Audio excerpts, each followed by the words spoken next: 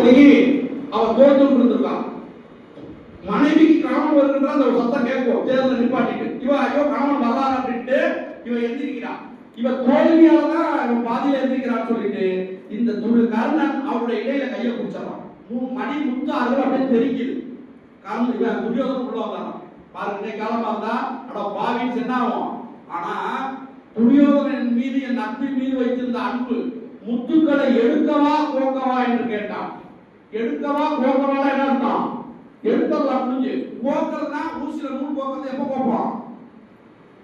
மனநிலை தெளிவில்லைன்னா ஒரு சந்தேகம் இருந்துச்சுன்னா ஒரு பதட்டம் இருந்துச்சுன்னா நம்ம கோக்க முடியுமா? ஊசிக்குள்ள சாதாரண ஊசி. அப்ப முத்துக்களை எடுக்கவா கோக்கவா என்று கேட்டான். அவனுக்கு துளி கூட சந்தேகம் இல்லை.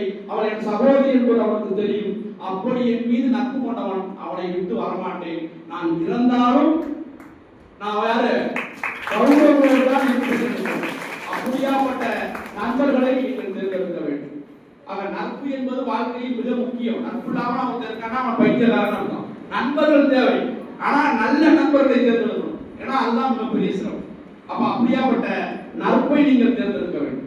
இதெல்லாம் நீங்க திருக்குறளை ஓய்விருக்கின்ற பொழுது உலகத்தினுடைய மிகப்பெரிய உன்னத நூல். அதை என்ன சொல்றோம்? திருக்குறள் என்ன அழைக்கப்படுது? உலக பொதுமறை. உலக பொதுமறை அழைக்கப்படுது.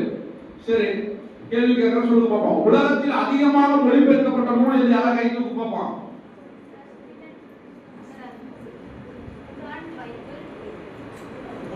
அதிகமாக மொழிபெயர்க்கப்பட்ட முதல் நூல் எது? திருக்குறள். அடுத்தது வேற. உலக